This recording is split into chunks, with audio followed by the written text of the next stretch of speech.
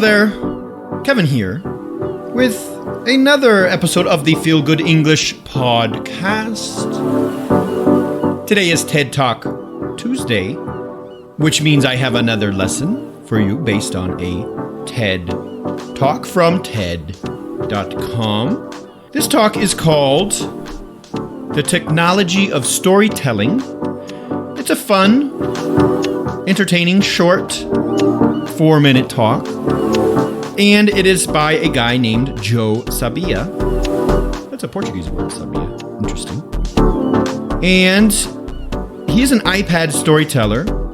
And he introduces us to a man named Lothar Meggendorfer, a German, you couldn't tell by his name, who created a bold technology for storytelling, the pop-up book.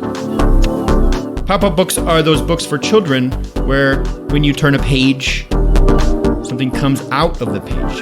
They make it so pieces of paper, art, pops out of the page. Kind of 3D. And Joe Sabia shows us how new technology has always helped us tell our own stories. From the walls of caves to his own onstage iPad. So listen to this episode of the Feel Good English podcast and learn the vocabulary. I'm going to talk about the vocabulary, the expressions that he uses here, talk a little bit about the talk. But the main objective is for you to learn the vocabulary here. Then go to TED.com, find this video, watch it, be entertained, and see this vocabulary being used. This is a great way to learn these new words and expressions and to integrate this new English into your English. Okay? So let's get started.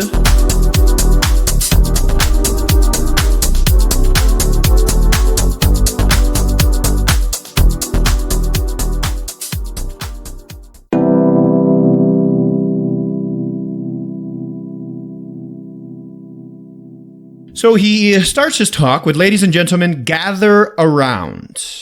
Often you'll hear this expression, gather around. It means just for people to gather is to come close, to collect their bodies and come together.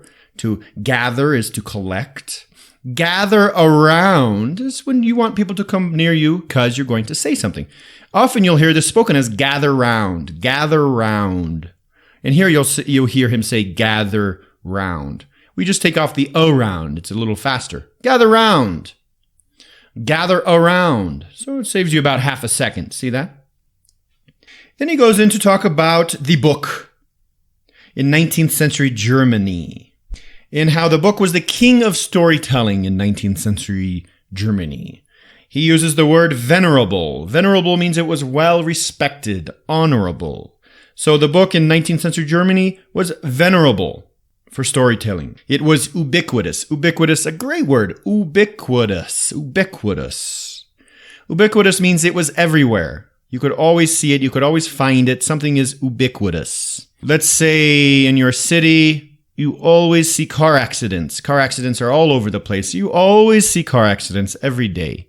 You'd say car accidents in my city are ubiquitous. But then he talks about how storytelling through books got a little boring. And a guy named Lothar changed the game forever. To change the game means to invent something that revolutionizes what's being used as the current system. So it's a game changer. You ever heard that? Game changer? It means it changes everything from that point into the future. It's a revolutionary, innovative thing. Then he goes at around 1 minute and 30 seconds. He talks about the evolution of storytelling and how it was all based on Lothar's pop-up book. And he says, whether storytellers realized it or not, they were channeling Moggendorfer's spirit when they removed opera to vaudeville, radio news to radio theater, film to film in motion, to film in sound, color, 3D, on VHS, and on DVD. Channeling his spirit. To channel his spirit means connecting with his spirit. To channel something means to be on the same channel, the same wavelength, to connect with somebody through that. So whenever they were progressing storytelling, they were channeling the same spirit that he did when he invented the pop-up book.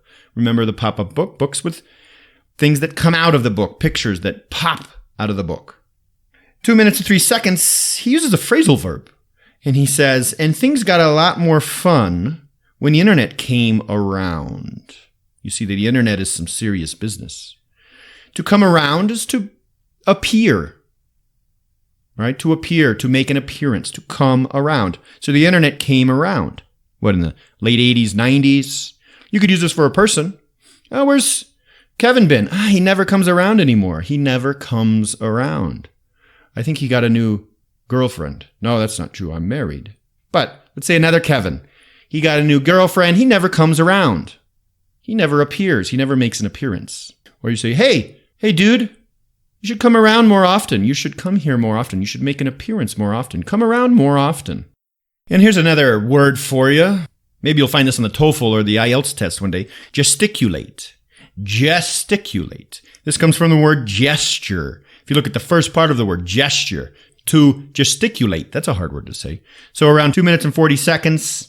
And one man would tell the stories of his father by using a platform called Twitter to communicate the excrement his father would gesticulate. So to gesticulate is to make gestures, to use your body to communicate, as opposed to words. And then right after that, at 2 minutes, 45 seconds, he says, and after all this, everyone paused. They took a step back. Cool expression, to take a step back. We need to take a step back. To take a step back is to pause, to reconsider something, to pause so you can look at it again from maybe a more objective view, to look to see what's going on, to review what's going on. So you're really involved in a project and you're moving forward and you're doing a lot of work. And then you say, hey guys, let's step back for a minute and see where we are right now. So let's take a moment, let's pause, see where we are so we can review and see if things are going the way we want them to.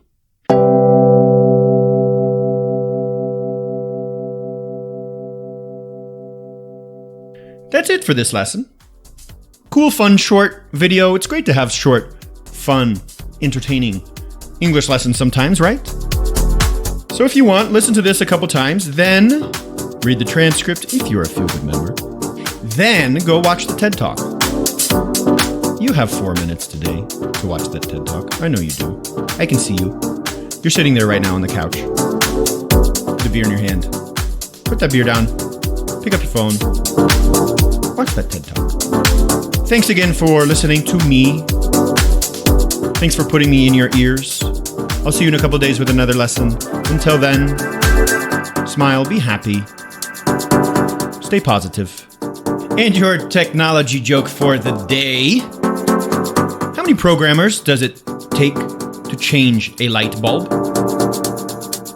0. That's a hardware problem. And we'll talk soon.